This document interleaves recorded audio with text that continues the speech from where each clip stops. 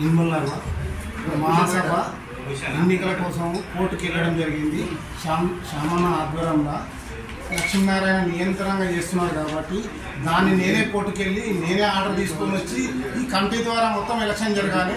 మళ్ళీ మహాసభలో లక్ష్మీనారాయణ నేను ప్రెసిడెంట్ అని అన్నాడు అనుకో, ఆర్యవైశ్యులు మొత్తం వచ్చి ఆయన ఇంటి ముంగల కోసం ధర్నా చేస్తారని చెప్తున్నా.